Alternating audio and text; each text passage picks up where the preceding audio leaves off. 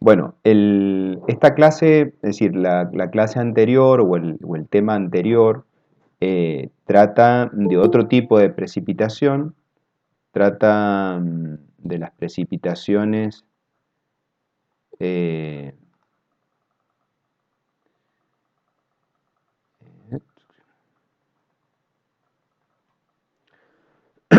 bueno, como les comentaba, la clase anterior trata de una parte de la parte de precipitaciones y esta es otra parte que fácilmente podemos diferenciar un dato del otro, inclusive con digamos, el objetivo de un dato y del otro. Todo lo que es la clase anterior o la presentación anterior básicamente analiza las precipitaciones diarias y a partir de ahí las precipitaciones mensuales y anuales. Y la visión de ese tratamiento de la información tiene que ver con el objeto de analizar a la precipitación como un recurso hidrológico para ser aprovechado y obviamente llevar adelante distintas actividades que estén relacionadas con ellos, que puede ser, por ejemplo, riego o disponibilidad de agua para otros usos. En este caso, se concentra básicamente en analizar la precipitación no a través de los registros diarios de precipitación, es decir, como valor acumulado total, sino analizar cómo se desarrollan las tormentas, es decir, cómo se desarrolla la intensidad de la precipitación a lo largo que se produce justamente una tormenta. Y el objeto de la misma tiene que ver en que eso puede impactar sobre la superficie del terreno, sobre todo cuando estamos hablando de terrenos que pueden estar asociados a pendientes pronunciadas, como es el caso de Mendoza, que en general toda la parte pedemontana o que se desarrolla cerca ya sea de zonas de serranías o zonas pedemontanas de la precordillera, está siempre generado o asociado a pendientes elevadas. Esa situación, más la ocurrencia de precipitaciones de alta intensidad, hace que se produzcan escurrimientos a nivel superficial en lugares que generalmente no hay escurrimientos permanentes de agua. Esos escurrimientos superficiales se terminan concentrando o escurriendo por cauces o las zonas más bajas y genera incrementos importantes o muy significativos de agua en lugares como remarcaba recién habitualmente no se produce. Eso generalmente nosotros lo conocemos en nuestro lugar como cauces o arroyos secos. Eh, eso, esos cauces o esos arroyos pueden traer, eh, digamos, algunas perturbaciones o aún algunas interferencias sobre infraestructura existente, que pueden ser carreteras, pueden ser inclusive ciudades o localidades, trayendo o provocando ciertos daños sobre infraestructura o a veces produciendo, digamos, daños irreversibles como las pérdidas de vidas humanas.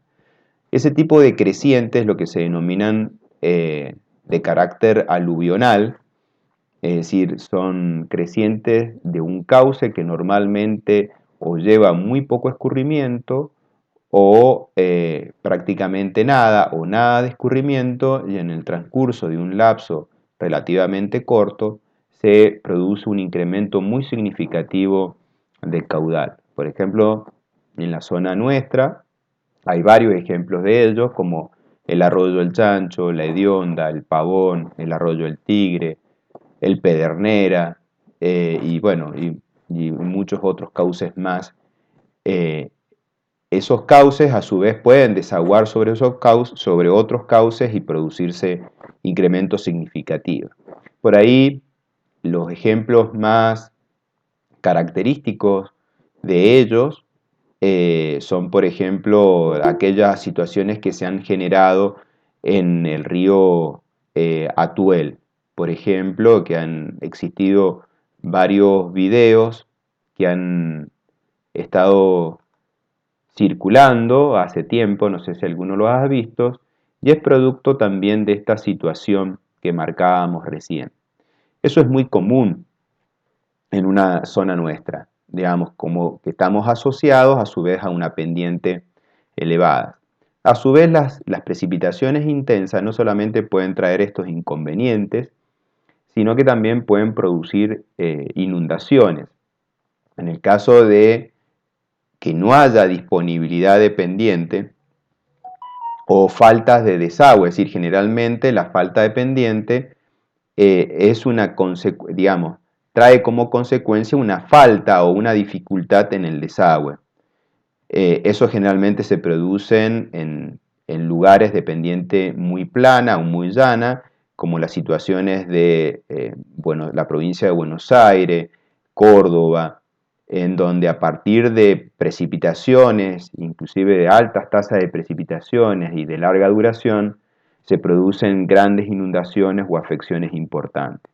Esa es una situación que ocurría muy frecuentemente, por ejemplo, en la ciudad de Buenos Aires, que cuando llovía intensamente y por una cuestión de falta de capacidad de desagües, se acumulaba el agua en la ciudad produciendo afectaciones. Ahí no tenemos corriente de agua, es decir, no tenemos velocidad de agua corriendo en superficie, pero sí tenemos encharcamiento de grandes extensiones con otro tipo de daño o afección, ¿sí?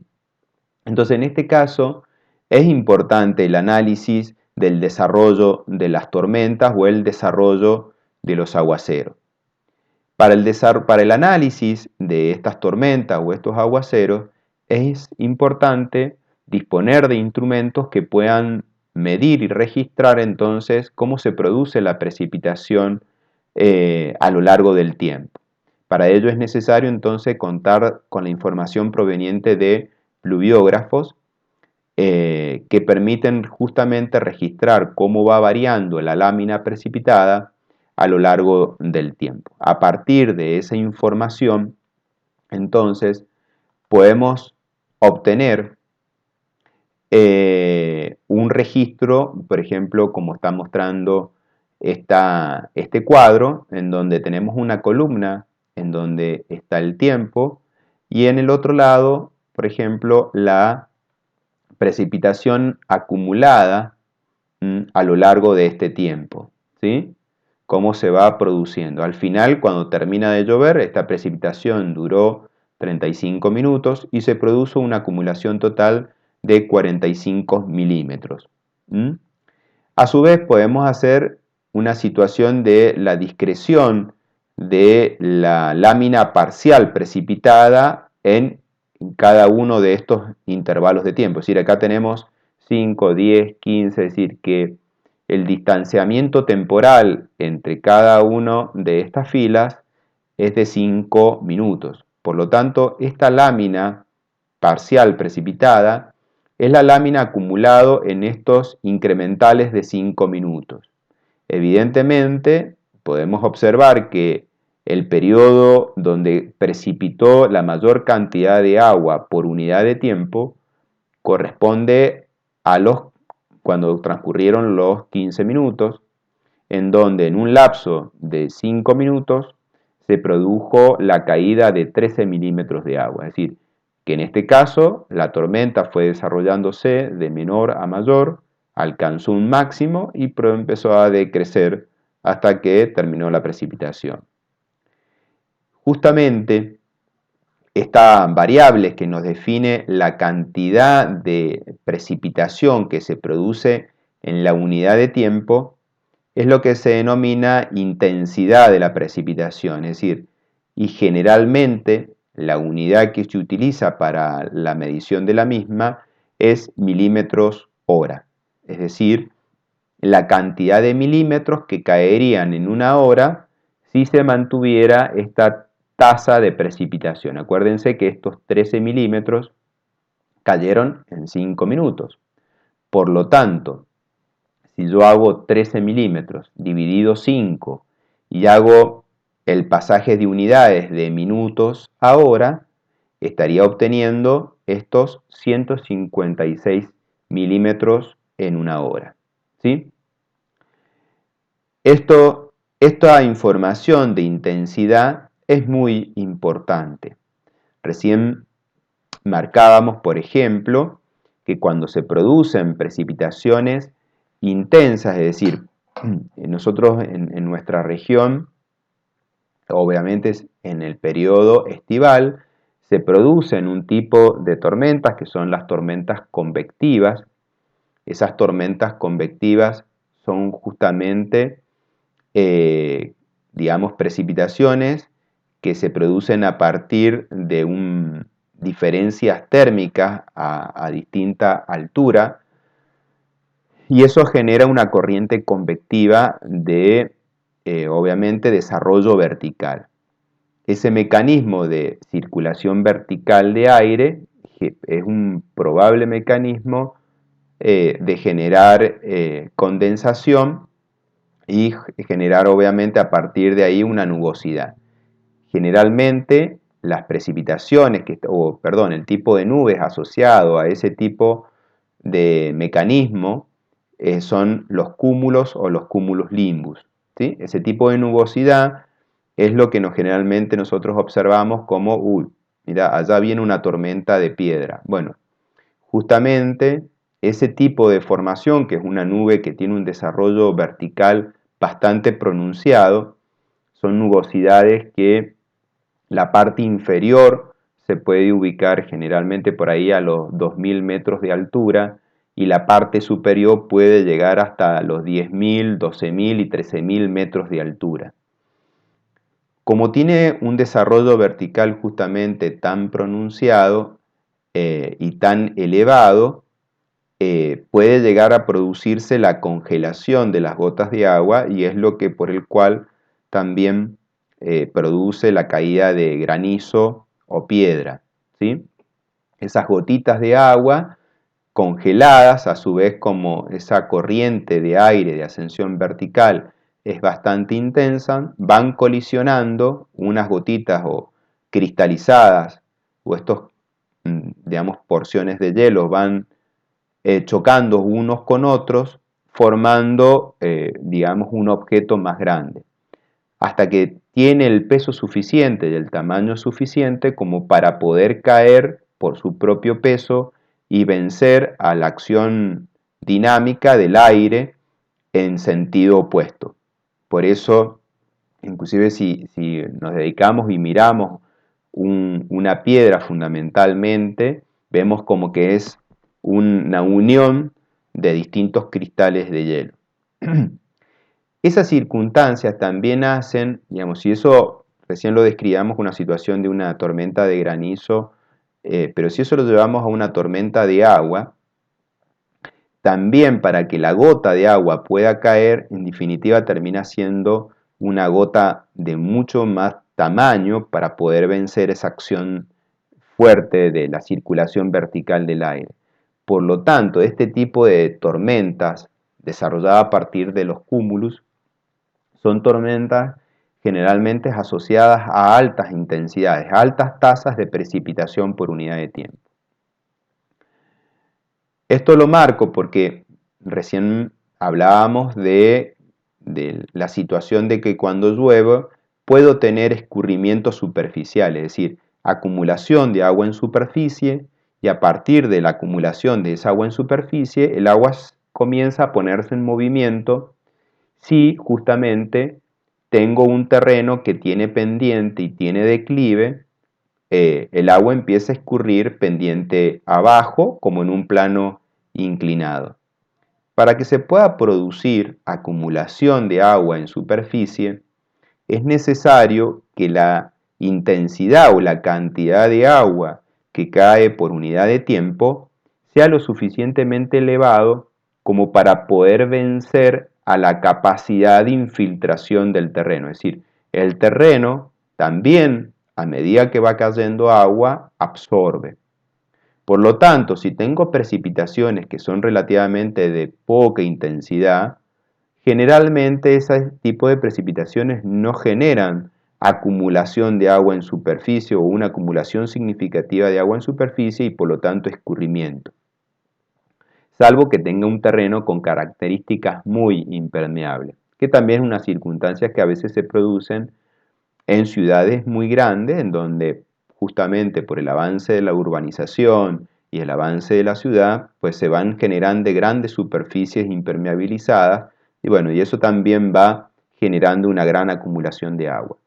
Pero en rasgos generales, si son precipitaciones de baja intensidad, pues es prácticamente o muy poco o nulo la cantidad o la acumulación de agua en superficie. En tanto que cuando estamos con tormentas con altas intensidades, esta situación se puede producir y a partir de producirse empiezan a generarse estos escurrimientos superficiales del agua que al concentrarse generan cauces que generalmente no llevan agua, empiecen a llevar agua. Entonces, esto es un aspecto importante que cuando uno está analizando aguaceros y tormenta, justamente un punto importante tiene que ver en cuál es la tasa de precipitación que se desarrolla a lo largo del tiempo, cómo se produce esa variabilidad.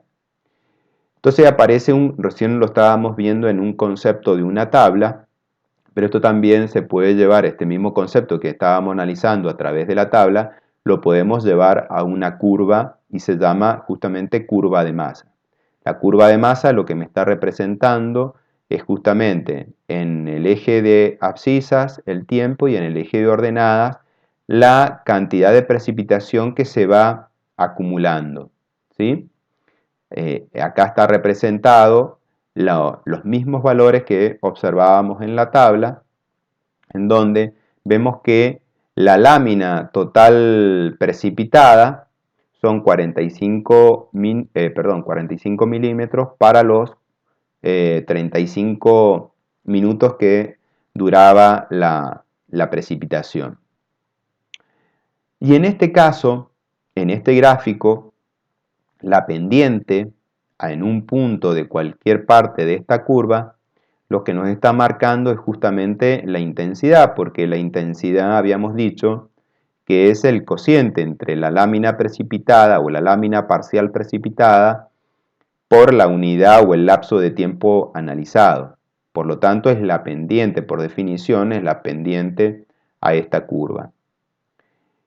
Digamos, si nosotros hacemos la tangente o sacamos la pendiente de una recta tangente a la curva, pues eso nos dará la intensidad instantánea producido en un momento determinado de la precipitación.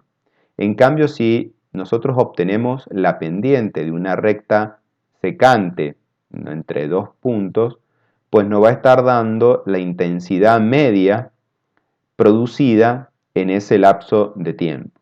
Por ejemplo, si nosotros quisiéramos conocer cuál fue la intensidad media de la tormenta en sí, pues sería la pendiente de esta recta punteada que une el inicio de la precipitación con el final de la precipitación. Es decir, que lo que estábamos haciendo matemáticamente es dividiendo 45 milímetros dividido los 35 minutos. Si eso lo pasamos a milímetros hora, tendríamos que la precipitación media de nuestra tormenta es de 77 milímetros hora, que es una tormenta que es relativamente intensa, ¿sí?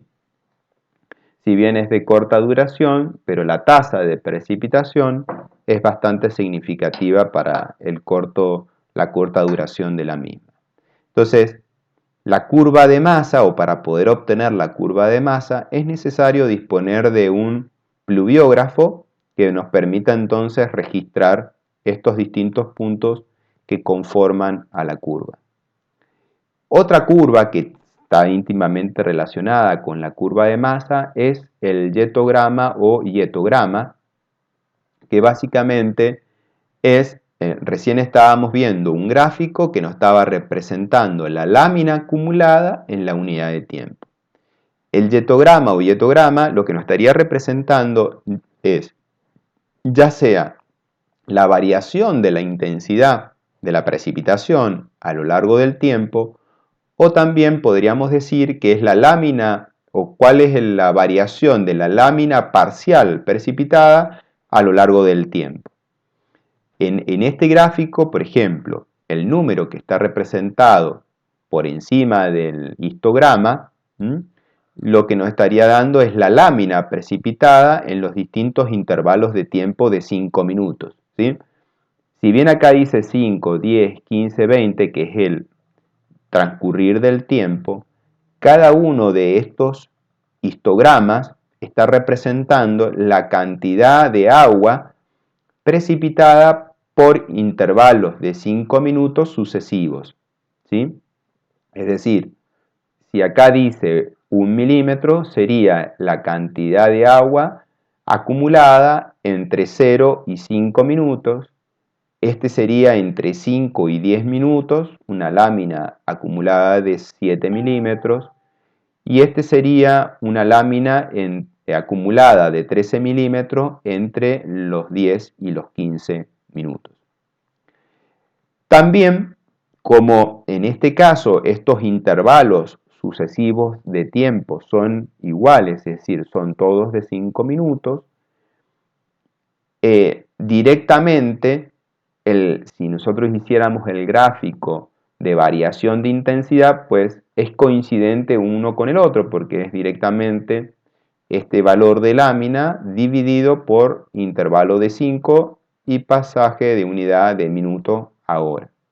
Entonces eso nos está dando que, evidentemente, el momento de mayor intensidad es en estas circunstancias donde tenemos una lámina de 13 minutos precipitada en un intervalo de 5 minutos que equivale a una intensidad de 156 milímetros hora. Entonces, bueno, es el momento de la precipitación que más llovió. Bien. Ahora entramos a una curva que se llama curva intensidad y duración. Esta es una curva de aplicación netamente ingenieril y que podría ser una curva de diseño.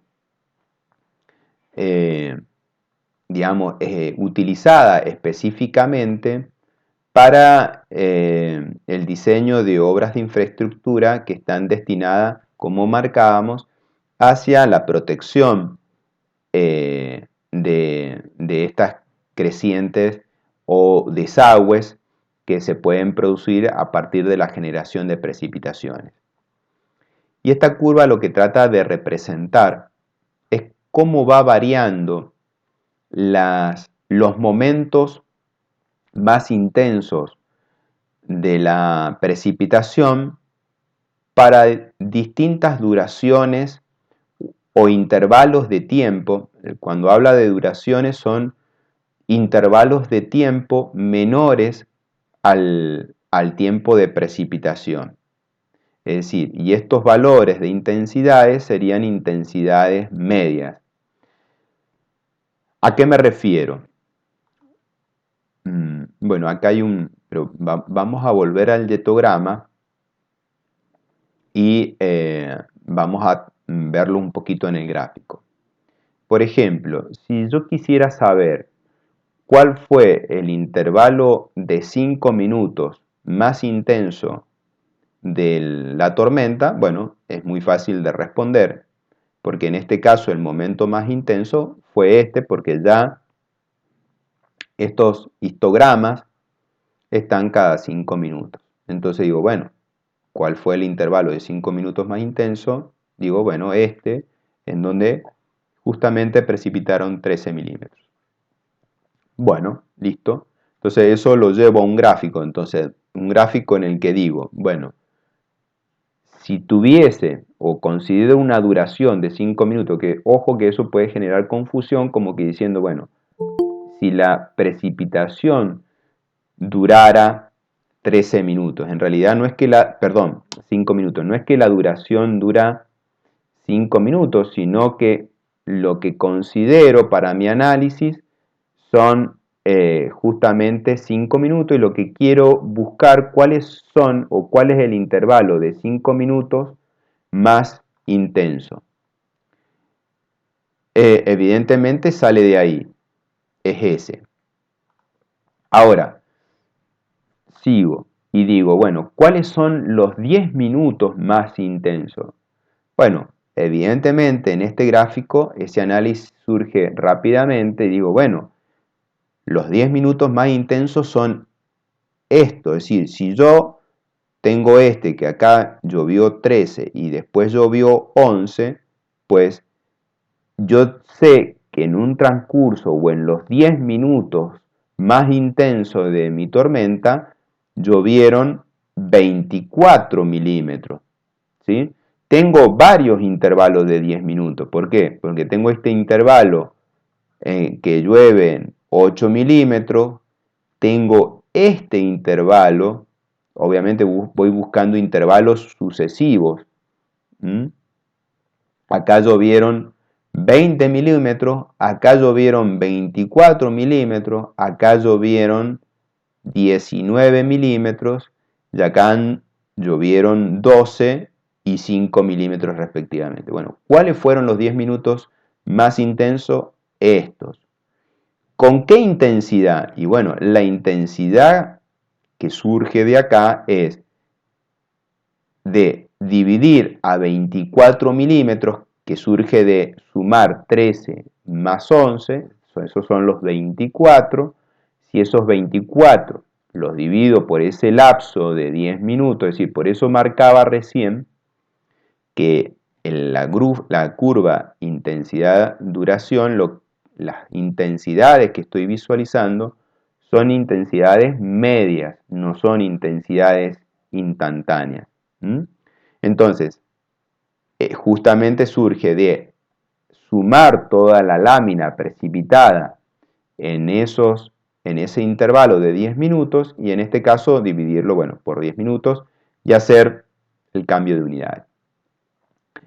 Mismo análisis hago para 15 minutos, es decir, bueno, quiero saber cuáles son los 15 minutos más intensos y bueno, me dedico a buscar cuáles son esos 15 minutos más intensos, que evidentemente en este caso surge de este periodo de la lámina de 13, 11 y 8, es decir, que serían, dijimos que 13 y 11 son 24, más 8 serían 32 milímetros. Si esos 32 milímetros lo divido por ese intervalo de 15 minutos, pues entonces he encontrado la intensidad media máxima asociada a esa duración supuesta de 15 minutos. ¿Qué es este gráfico un poco que está puesto acá? Que en realidad es como poder generar un mecanismo, digamos, a nivel de planilla fácil para ir consiguiendo. Por ejemplo, acá dice duración, y estas son duraciones que uno va estableciendo a exprofeso, que en este caso serían duraciones que están ojo, que no son duras, vuelvo a marcar, que no es duraciones de la lluvia, sino es intervalos de tiempo que me interesan, que son obviamente más cortos que el tiempo de precipitación. En este caso, la del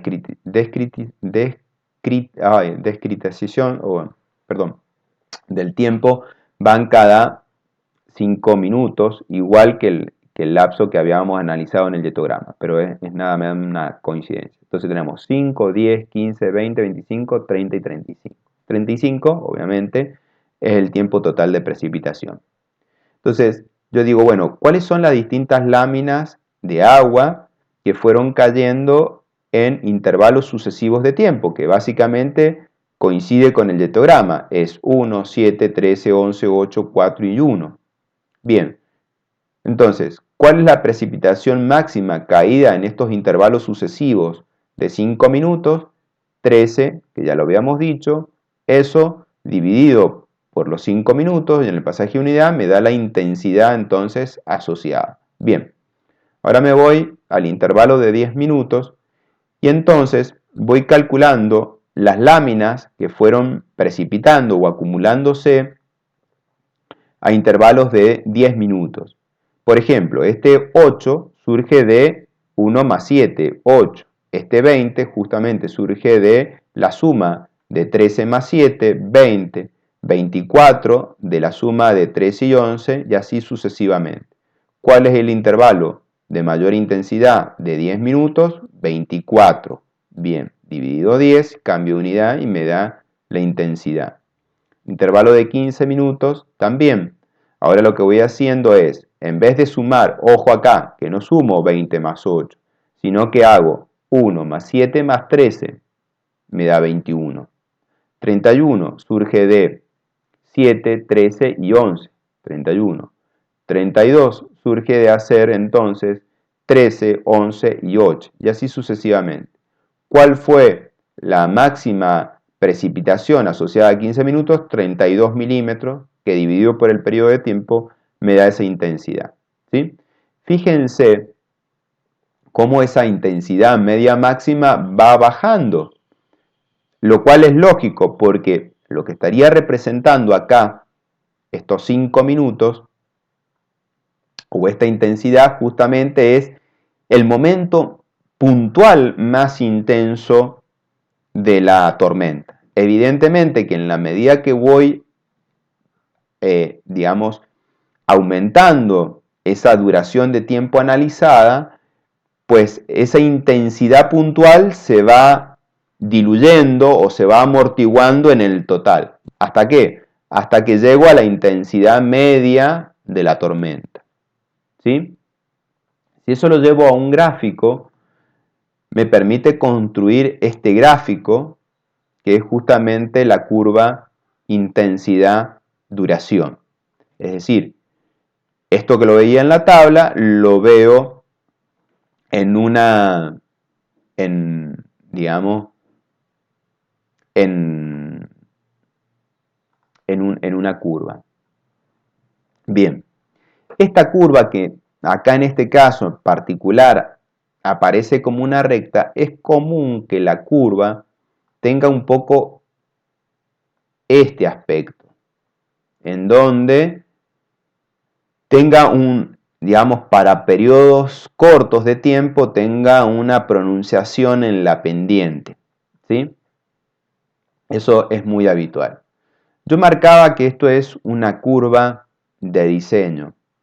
¿Por qué es una curva de diseño? Porque en realidad, cuando hablábamos de que una de las situaciones que se producen a partir de la caída de una precipitación, una consecuencia de ello es la acumulación de agua en superficie, y a partir de esa acumulación de agua en superficie empiezo a tener escurrimientos de agua, los cuales se concentran, es decir, por la misma topografía o la misma morfología del terreno, hace que el agua que precipita en una determinada región se termina concentrando en un punto y saliendo por un punto, que evidentemente esos puntos son los puntos más bajos de ese lugar, a partir del cual evidentemente se conforman estas redes de drenaje o estos cauces que denominamos o hablábamos recién como cauce seco, o a veces son, cauces que tienen escurrimientos permanentes, como puede ser el río Atuel o el mismo río Diamante, ¿sí? En el caso del río Atuel, vuelvo a marcar ejemplos que han ocurrido hasta no hace mucho tiempo, de cauces que desembocan en el río Atuel, es decir, propios que son colindantes al cañón del Atuel y que han provocado estas crecientes significativas en el río Atuel, aguas abajo del Valle Grande.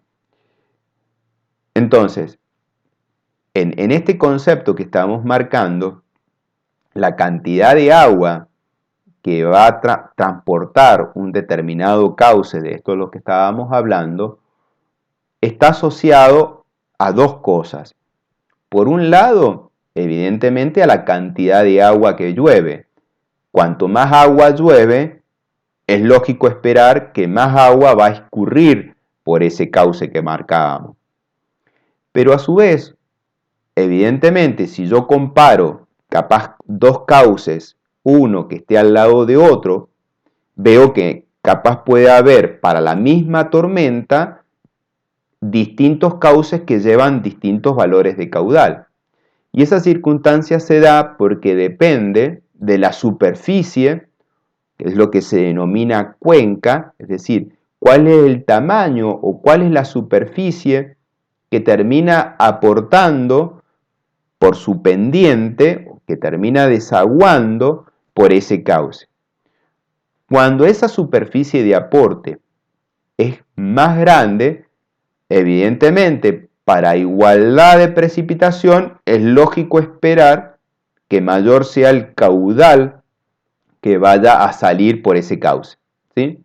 Entonces, esos aspectos, en rasgos generales, estoy hablando, definen que un cauce pueda transportar más o menos caudal. Por un lado, la precipitación, que es la cantidad de agua que cae, y por el otro lado, el tamaño de la cuenca de aporte.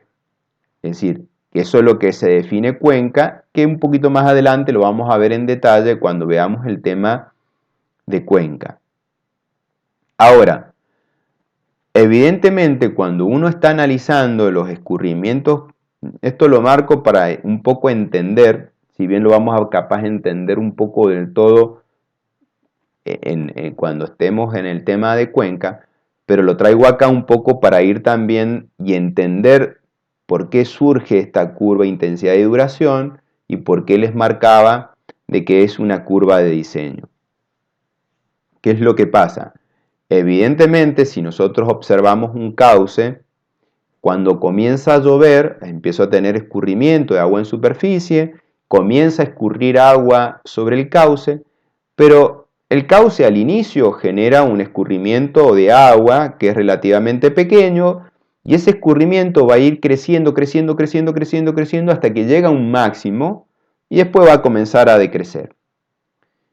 Bien, pero ¿por qué va creciendo el caudal? Bueno, uno de los motivos por el cual el caudal va creciendo es que si bien el agua llueve en toda la cuenca, hay, digamos, porciones de gotas o de escurrimiento que salen primero y otras que tardan más en salir. Evidentemente, las que salen primero son las que están más cerca de lo que se denomina el punto de salida o sección de control, es decir, los que están más cerca del punto de salida de ese desagüe.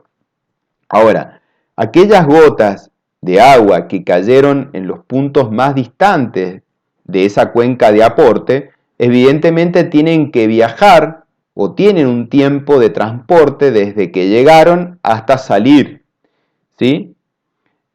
Entonces, ¿qué es lo que pasa? También esa gota que cayó más alejada y que le lleva a transportarse hasta salir, en todo ese tiempo sigue lloviendo. Entonces, esa agua que va transitando se va encontrando con otra agua que llovió o precipitó más tarde, es decir, con posterioridad a la que había caído esta, pero esta venía viajando. Entonces, ¿qué es lo que pasa? ¿Cuándo se alcanza el máximo caudal?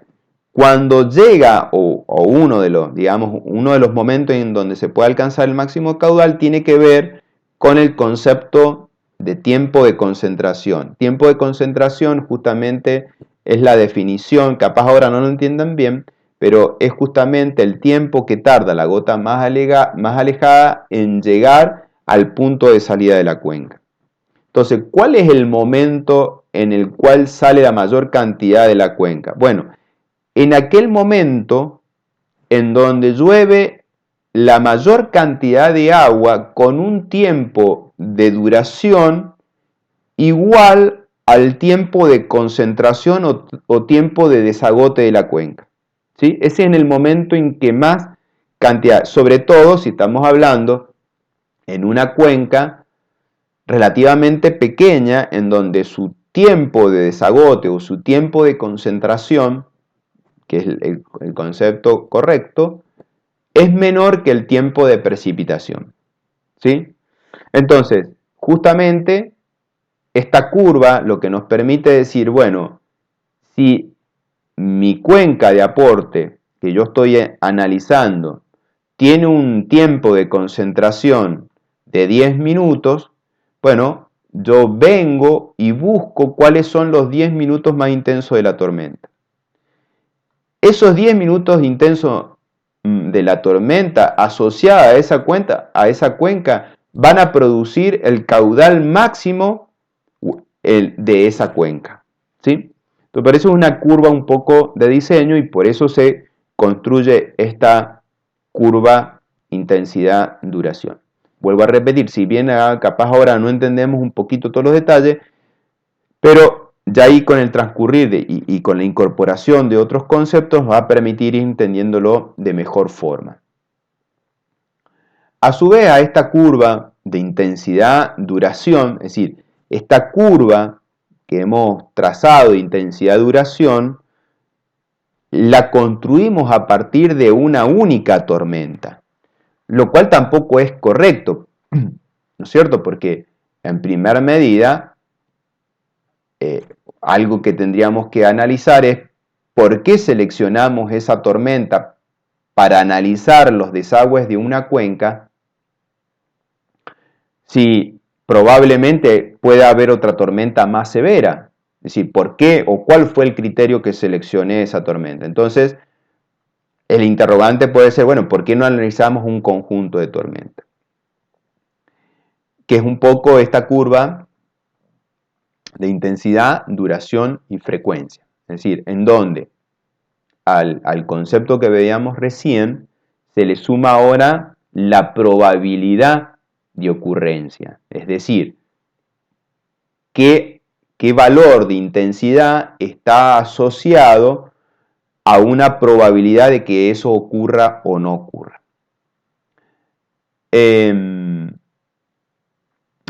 Antes de avanzar un poco en eso, bueno, iba a marcar un detalle que ahora se me ha ido.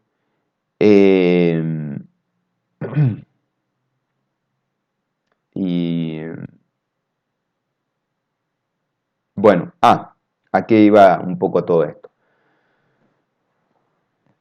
¿Por qué estamos trabajando con precipitación? Bueno, en cierta forma, y esto capaz también me estoy adelantando a lo que venga un poco más adelante, pero también es destacar que nosotros ahora estamos trabajando con precipitaciones. Yo marcaba que también,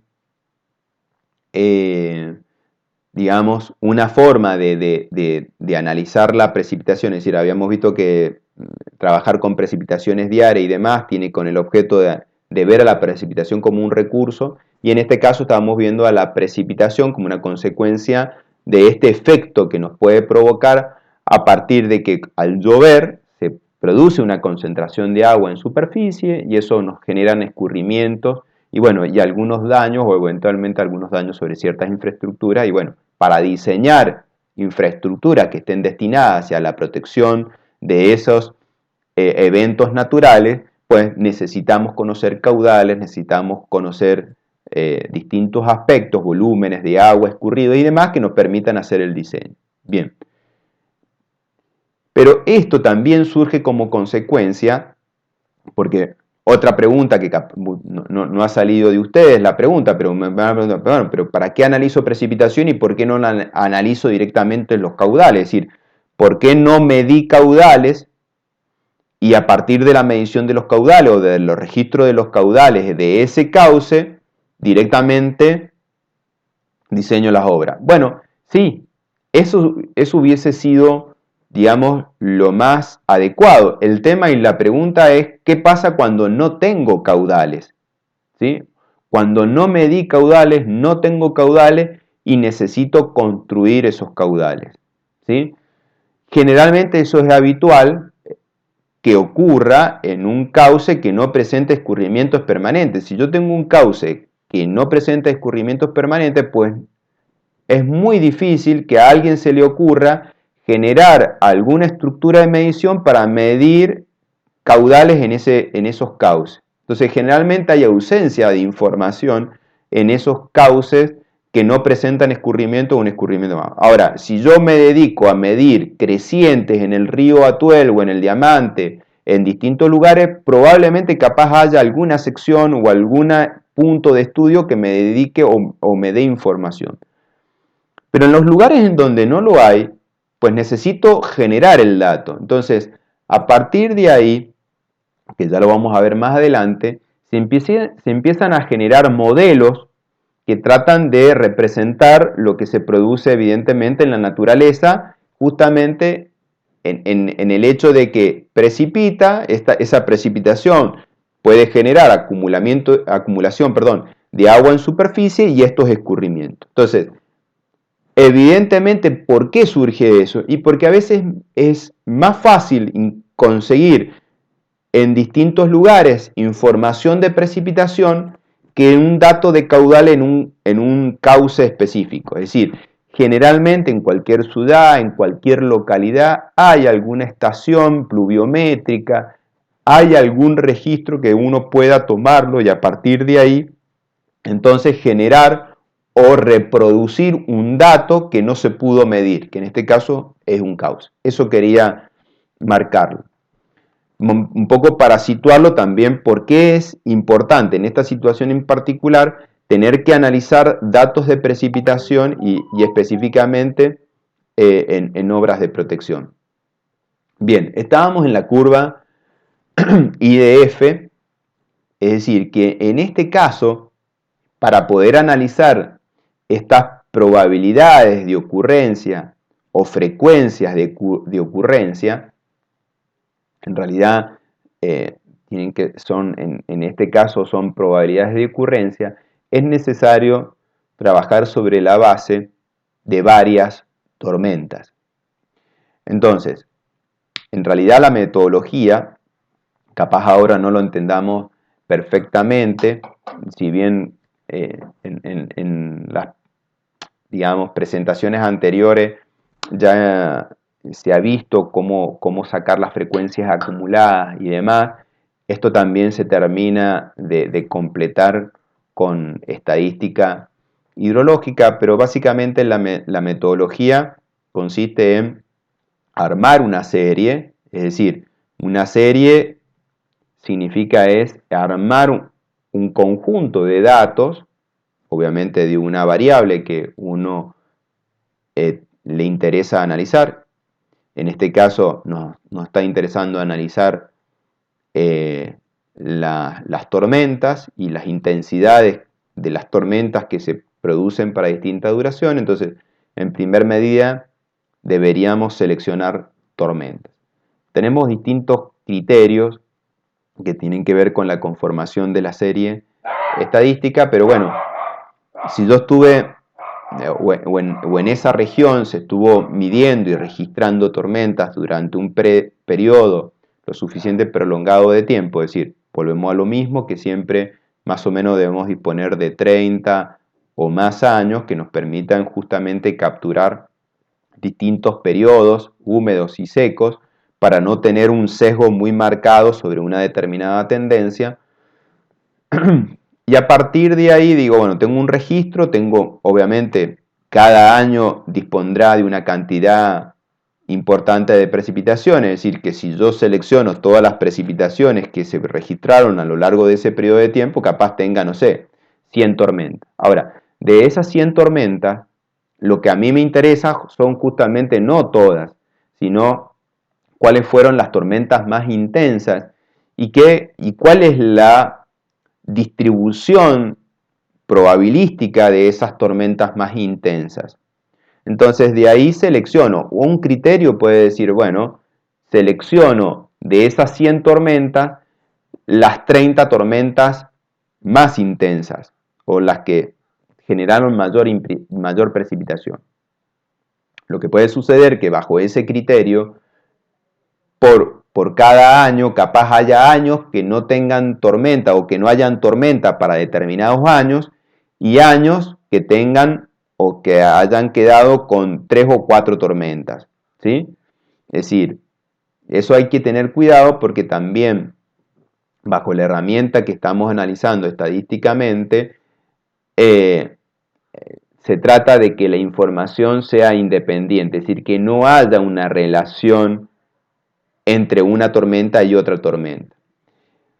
Lo cual a veces indirectamente, por desconocerlo, puede ser porque si yo seleccioné 2 tormentas que capaz se produjeron o se producieron con un intervalo de tiempo entre uno y otro relativamente corta, por ejemplo, pasaron, no sé, 2, 3 días entre una tormenta y la otra, si bien considero que capaz no hay una relación entre una y otra, pero hay un evento mucho más significativo meteorológico que puede estar asociado a un mecanismo global que hace que ese año haya justamente mayor probabilidad de que ocurran tormentas grandes. Por ejemplo, una situación de un evento Niño que genera mecanismos para que ese año en particular se generen. Entonces, en definitiva, a un evento de mayor significancia, digamos, de perturbación global, le estoy dando mayor peso probabilístico de lo que tiene, porque en realidad fue ese año. Entonces tengo que ver otro criterio de decir, bueno, espacio más y selecciono las máximas tormentas que se generó para cada año calendario en particular. Eso puede ser otro criterio. Pero yo una vez que tengo seleccionadas las tormentas con las cuales voy a trabajar, a cada una de esas tormentas le construyo su curva ID. Por lo tanto, cuando termine de hacer este trabajo voy a tener 30 curvas ID, cada una de ellas correspondiente a cada una de las tormentas. Pero a su vez, si yo selecciono una duración cualquiera, no sé, por ejemplo, 25 minutos, para esa duración de 25 minutos seleccionada, voy a tener 30 valores de intensidades, cada uno obtenido de esa curva ID de las distintas tormentas. Esos 30 valores de intensidades asociadas a esa duración de 25 minutos, a su vez, los puedo analizar en su frecuencia. Es decir, los puedo ordenar de mayor a menor y ver cuáles son las frecuencias acumuladas. Y puedo ir más allá. Puedo, a partir de ese análisis, yo puedo proponer la curva de un ajuste, de una curva de densidad de probabilidad.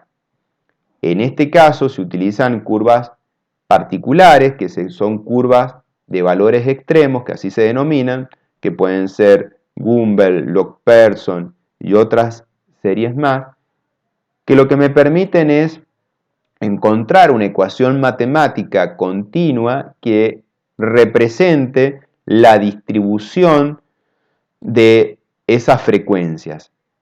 Si ese ajuste es bueno, que también lo puedo comprobar a partir de una prueba de bondad de ajuste, como las que han visto en estadística, puedo entonces extrapolar para distintos valores de probabilidades o tiempos de recurrencia distintos valores de intensidad. Por ejemplo, en este gráfico estamos viendo tiempo de recurrencia de 5, 10, 25, 50, 100, 200. ¿Qué está diciendo? Que el tiempo de recurrencia de 200 años significa que en forma promedio un valor asociado a esa intensidad más o menos se produce cada 200 años. No significa que tiene que ser estrictamente cada 200 años, sino que en forma promedio o media, cada 200 años se produce un evento de esa magnitud o superior.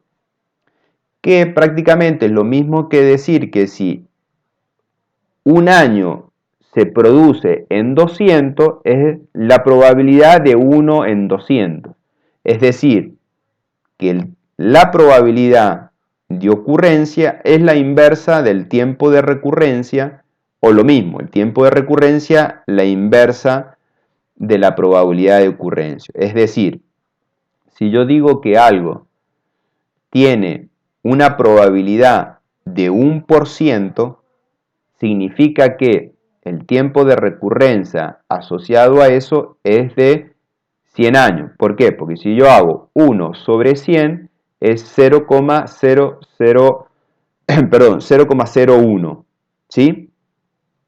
Que si lo multiplico por 100 para llevarlo en forma porcentual, el 1%, pues en definitiva, si algo tiene una probabilidad del 1%, tiene un tiempo de recurrencia de 100 años. Y el mismo análisis puede hacer para 200 y así. Entonces, el tiempo de recurrencia no es más que otra cosa también de ver la probabilidad de ocurrencia.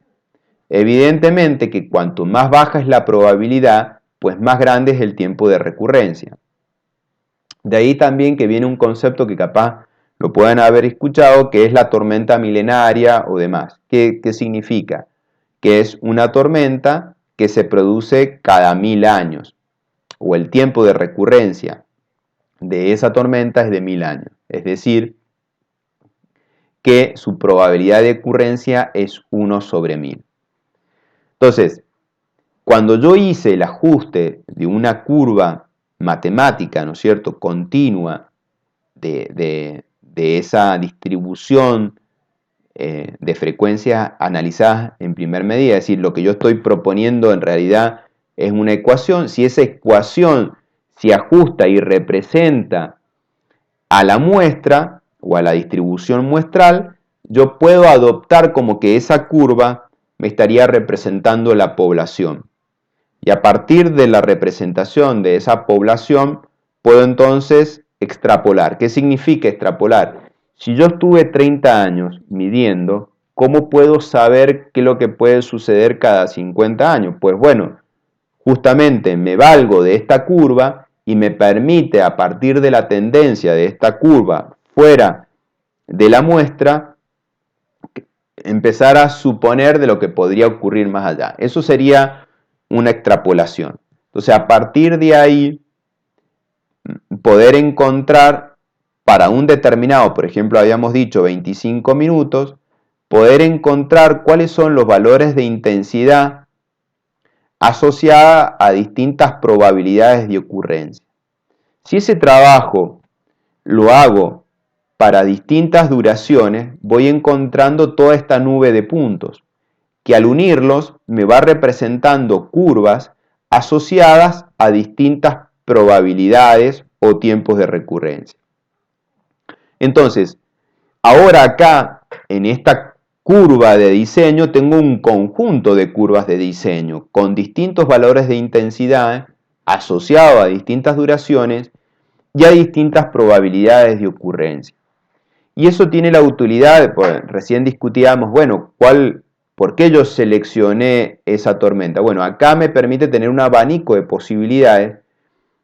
En primer medida porque tengo obras que pueden ser, digamos, de mayor envergadura, de menor envergadura, y evidentemente tolerar ciertos daños o ciertos fallos en obras, y en otras obras donde no puedo tolerar que algo falle, porque puede haber un riesgo de vida humana. Entonces, evidentemente, esto me permite tener un criterio más equilibrado entre una obra y otra.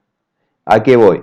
Por ejemplo, si yo estoy diseñando el alcantarillado de una ciudad, que en el caso nuestro de Mendoza se trabaja fundamentalmente con las acequias, que bueno, no es el ejemplo en el resto del país. En el resto del país hay un sistema de cañería, sistema al cloacal, donde va captando las aguas pluviales de las calles y las va conduciendo y las va sacando, ¿no es cierto?, del ámbito de la ciudad, hasta darle una disposición final. En el caso nuestro trabajamos netamente con canalizaciones a cielo abierto que la conforman justamente las acequias de la ciudad. Entonces, evidentemente, si digamos, en este diseño, obviamente tengo que seleccionar una tormenta que me permita ver cuáles van a ser los distintos caudales que van a estar circulando por las distintas acequias, y a partir de ahí, bueno, ahora el punto sería con qué caudal lo diseño. Bueno, con qué precipitación lo diseño. Bueno, evidentemente, si se vence la capacidad de la conducción, tampoco es que va a haber una catástrofe tremenda, sino que van a haber ciertas eventualidades, ciertos capaz, pero bueno, evidentemente si se desbordan las acequias, se inundarán las calles, si los niveles siguen subiendo, pues podrán llegar a las propiedades. Entonces, tengo una cierta tolerancia, digamos, digamos, no tiene sentido que trate de diseñarlo con una intensidad que puede ocurrir cada 500 años, porque evidentemente me va a requerir una inversión en infraestructura tremenda que no se va a justificar. Entonces tengo que hacer una obra acorde a eso. Evidentemente, si estoy diseñando el vertedero de una presa, y sobre todo si esa presa es de materiales sueltos, no puedo tolerar que la capacidad del vertedero se vea sobrepasada, porque el agua va a empezar a desbordar por encima del coronamiento de la presa y me va a llevar la presa por completo si es de materiales sueltos. Entonces, en esa circunstancia tengo daños muy significativos y puedo tener hasta pérdidas de vida humana, porque voy a generar áreas de inundación tremendas y puedo generar un impacto tremendo. Entonces, en esa circunstancia, evidentemente, me tengo que resguardar de todo. En ese caso, por ejemplo, por eso surgió un poco el concepto de la tormenta milenaria y demás, y aparecen también otros criterios. No voy a entrar un poco en detalle, pero sí quiero marcar que tengo distintos niveles de obras, que pueden ser con un impacto leve en cuanto a sus daños, y puedo tener obras muy significativas. También podemos dar ejemplos de un puente, no es lo mismo un puente de una autopista con un volumen alto de tráfico, ¿no es cierto? Evidentemente no puedo tolerar que ese puente se pueda haber sobrepasado en su capacidad, ¿sí? Porque a su vez puedo interrumpir dos líneas comerciales con alto valor, es decir, la ruta Chile, que pasan muchísimos camiones por día, con un tráfico internacional, no solamente Argentina-Chile, sino Paraguay, Brasil. Entonces, las pérdidas económicas por no tener un puente con dimensiones adecuadas y proporcionadas, que eso no se rompa, evidentemente produce daños que pueden ser significativos económicamente. Entonces ahí tengo que darle mayor seguridad a esa obra. Ahora, si estoy en una ruta ganadera con un volumen de tráfico netamente muy bajo, bueno, que eventualmente se dañe ese puente, pues digamos, no trae mayores consecuencias más que por ahí, ¿no es cierto?, la incomodidad de un par de gente. Entonces ahí puedo admitir, digamos, una mayor probabilidad de daño. Entonces, esta curva me permite seleccionar distintos valores de intensidades con distintas probabilidades de ocurrencia para distintas magnitudes de obra.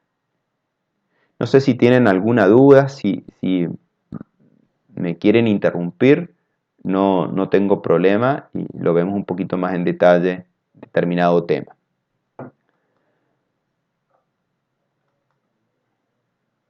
Bueno, en este caso, esto es por ejemplo, una curva hecho por el INA de intensidad-duración para la ciudad de Mendoza, no para San Rafael, sino para la ciudad de Mendoza. Esta información, por ejemplo, para la ciudad de San Rafael no está.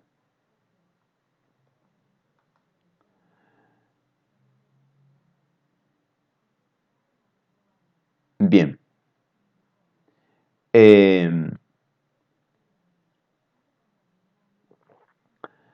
Otro aspecto importante es decir, hasta ahora nos hemos concentrado en cómo es la variación de la precipitación en el tiempo.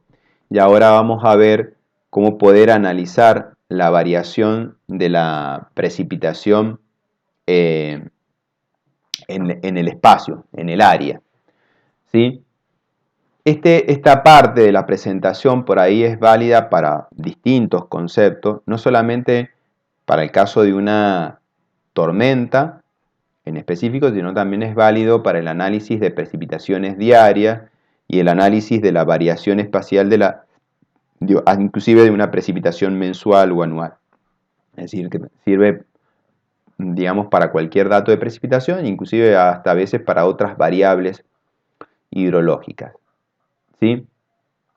Y consiste en que si yo tengo un área de análisis sobre la cual estoy trabajando, que no sé, puede ser una cuenca, si estoy tratando o trabajando con el desarrollo de una precipitación, una tormenta, o puede ser, no sé, una región donde a mí me interesa saber cuál es el régimen de precipitación de esa región. Entonces, evidentemente tengo varios instrumentos dentro de ese ámbito espacial, es decir, varios pluviógrafos o varios pluviómetros, y me interesa saber cuál es la precipitación media que representa a esa región o a esa superficie. Para eso hay varios métodos, que son, por ejemplo, el método de las medias aritméticas, los polígonos de Thiessen y los métodos de isoyetas. El método de las medias aritméticas, bueno, es relativamente muy simple. En este caso, tengo el área o la región que me interesa conocer cuál es el régimen de precipitación media. Cada uno de estos puntos estaría indicando la localización de los instrumentos. Y en este caso, bueno, evidentemente observo que tengo instrumentos que están fuera del área de análisis e instrumentos que están adentro del área de análisis. En el caso de las medias aritméticas consiste solamente en analizar la información o los elementos que están dentro del área de análisis, es decir, en este caso estos tres, y calcular el promedio de las lecturas registradas en cada uno de esos instrumentos. ¿Qué es lo que pasa? Que puedo tener errores en el sentido de que no necesariamente, bueno, acá se ve una cierta distribución uniforme de esos instrumentos, pero no necesariamente la disposición de los elementos de los instrumentos estén uniformemente distribuidas. Entonces, al no estar uniformemente distribuida o estar, digamos, unos más cerca que otros y otros más distanciados, cuando yo estoy haciendo el promedio aritmético, estoy dándole el mismo peso a toda la información dentro del área. Y eso no necesariamente puede estar representando la realidad. Entonces, una forma de poder mejorar esa situación cuando no hay una distribución uniforme es a partir de la aplicación de los polígonos de Thiessen, ¿sí? En este caso, la situación de los polígonos de Thiessen, que también al caso de la situación anterior me permite también capturar o utilizar estaciones o instrumentos situados por fuera de mi área de análisis o cuenca de análisis, ¿sí? Que en este caso puede ser este y este instrumento. Entonces, en primer medida yo tengo mi área de análisis, tengo situados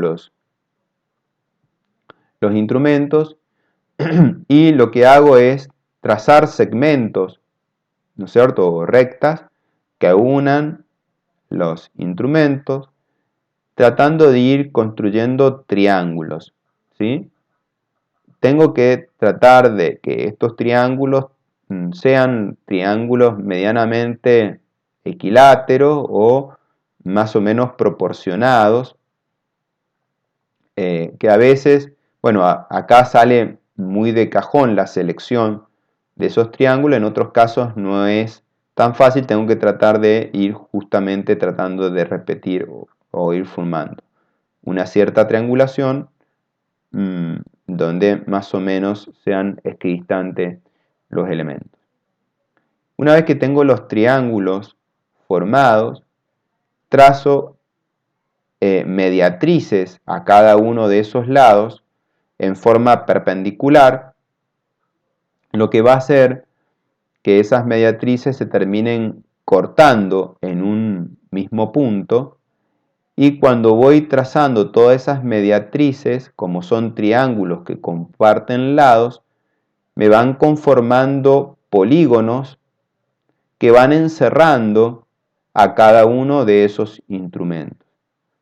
En este caso, por ejemplo, puedo ver el área de análisis y más o menos esos polígonos, es decir, este instrumento, por ejemplo, está encerrado por este lado, este está encerrado por este y así sucesivamente.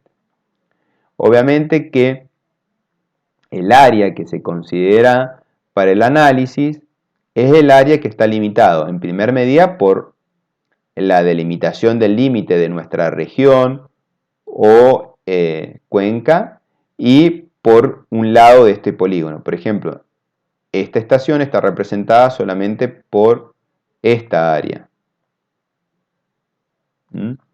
Este, en tanto, por ejemplo, está representado por esta área. Y así sucesivamente. Entonces, cada instrumento tiene un área representativa. Eso lo que me permite hacer es un promedio ponderado que surge de hacer la sumatoria del producto de la lectura por su área de influencia. Es decir, lo que hago es multiplicar cada uno de estos valores de cada una de estas lecturas por esta área. Y eso lo voy sumando. Esa sumatoria total lo divido por el área total, que es el área de mi sector de análisis o cuenca. ¿Sí? Y eso entonces me permite encontrar un valor de precipitación media representativo de todo mi área de análisis. ¿Sí? Es una media ponderada. Algo más sofisticado es tratar de hacer el trazado de curvas isoyetas, que digamos las curvas isoyetas son curvas de igual precipitación, que para el trazado de las mismas también hay que tener cierto análisis o consideraciones de los contornos o inmediaciones de nuestra área de análisis, fundamentalmente de la geomorfología o el relieve, que me pueda generar también ciertas distorsiones particulares. Pero en rasgos generales, para el trazado de las isoyetas hago la misma construcción de los triángulos, que en este caso es la misma construcción de los triángulos. Entonces, una vez que tengo esta triangulación realizada, en vez de el trazado de las mediatrices, lo que me permite es hacer interpolaciones en primera instancia lineales. ¿Por qué? Yo sé, es decir, es muy semejante al trazado de curvas de nivel. Sé que este punto tiene un determinado valor de precipitación y este punto tiene otro valor de precipitación. Entonces puedo suponer que sobre el desarrollo de esta línea se hace una distribución lineal de la precipitación. Entonces eso me permite encontrar puntos de X precipitación sobre cada una de estas rectas. A partir de ahí yo puedo ir uniendo los distintos puntos de igual precipitación e ir encontrando entonces cuál es la distribución de estas curvas de igual precipitación. Una vez que encontré eso, puedo obtener un gráfico de estas características. ¿Sí? Entonces, evidentemente, yo puedo ir encontrando las áreas encerradas entre cada una de estas isoyetas y mi cuenca de aporte, que sería esta área, por ejemplo, I sub 1. Y ahí voy encontrando todas las áreas. Entonces, como yo sé que esta área limita con la precipitación I y con la precipitación I-1, la precipitación en esta área sería el promedio de estas dos precipitaciones. Entonces, hago lo mismo, el promedio ponderado, es decir, multiplico las áreas por las precipitaciones medias de las isoyetas que limitan esa área, sumo eso y lo divido por el área de análisis o el área de la cuenca, y encuentro entonces el valor de precipitación media, ¿sí? Eso me permite trazar curvas en donde recién veíamos curvas que estaban relacionadas con la duración, la intensidad, ¿sí? Y la frecuencia. Acá lo que estamos viendo es, por ejemplo, es una curva que me está representando el área, es decir, cómo va variando la intensidad de la precipitación con el área, la duración y la profundidad en realidad tiene que ver con la lámina precipitada o la intensidad precipitada.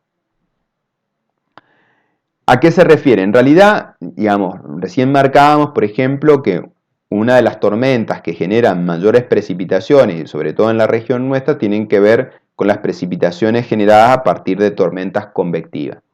La particularidad de las tormentas convectivas, como los marcábamos, tienen que ver a que es el desarrollo de una nubosidad de desarrollo netamente vertical. Entonces, si uno analiza cómo es la distribución de esa intensidad, es como que la intensidad está muy localizada en el centro de la tormenta, que sería como el núcleo de la tormenta, y que esa intensidad va decayendo en la medida que nos vamos alejando de ese núcleo hasta en el momento en donde sectores que no llueve. Es decir, es muy común en nuestra zona ver que, bueno, sí, la tormenta pasó por allá, es decir, y acá prácticamente no sucedió nada. Es decir, sectores donde se produjo una alta intensidad de precipitación, inclusive con caída de granizo, y en otros sectores no pasó nada. Evidentemente, porque hay una situación muy localizada. Entonces, evidentemente, si yo analizo un área o analizo una cuenca cuyas dimensiones es menor que el núcleo de la tormenta, evidentemente tengo alta probabilidad de que el núcleo impacte sobre toda la cuenca. Ahora, si yo tengo una cuenca muy grande, es muy probable que la tormenta afecte un sector de la cuenca o que por lo menos se afectó el total, no esté, digamos, solamente el núcleo afecta a un sector de la cuenca y en el resto llueve algo menos. Entonces, si yo trato de analizar cuál es la distribución espacial de la tormenta, yo en realidad no debería calcularlo estrictamente por lo que ocurrió por el núcleo, sino que debería analizarlo por lo que realmente ocurrió en toda la cuenca. Entonces, lo que trata de representar esta curva es que la intensidad media de la tormenta va disminuyendo en la medida que va aumentando el área analizada, ¿sí? Es más, si yo analizo el patrón de una isoyeta, de una tormenta convectiva, son como elipses, bueno, no está muy telegráfico, pero son como elipses concéntricas, en donde evidentemente la parte central es donde tiene la mayor intensidad y en la medida que yo me voy alejando de ese núcleo va disminuyendo la tasa de precipitación hasta que llega un punto en donde no llueve, ¿sí? Entonces, evidentemente yo lo que marcaba es que si el área que yo estoy analizando tiene este tamaño, evidentemente el tamaño de mi área es prácticamente el mismo tamaño que el núcleo. Bueno, entonces en ese caso debería analizar por los valores más significativos de esta intensidad. Ahora, si mi cuenca que estoy trabajando tiene un área de este tamaño y este es el patrón de esa isoyeta, bueno, evidentemente la tormenta no abarca la totalidad de la cuenca. Entonces, ojo, porque tampoco no tiene mucho sentido analizar con la parte central de la tormenta cuando tengo un resto o el resto de la cuenca inclusive no está impactado con la tormenta, ¿sí? Entonces, esto me permite ver cuál es la variación espacial de la tormenta, ¿sí? Y el yetograma o la curva de masa o la curva ID, lo que se concentra es en tratar de analizar la distribución temporal de la precipitación, es decir, cómo va variando la precipitación con el tiempo. Y en este caso lo que estamos viendo es la variación de la precipitación con el espacio. Bien, entonces eso sería, digamos, todo con respecto a este tema de precipitaciones.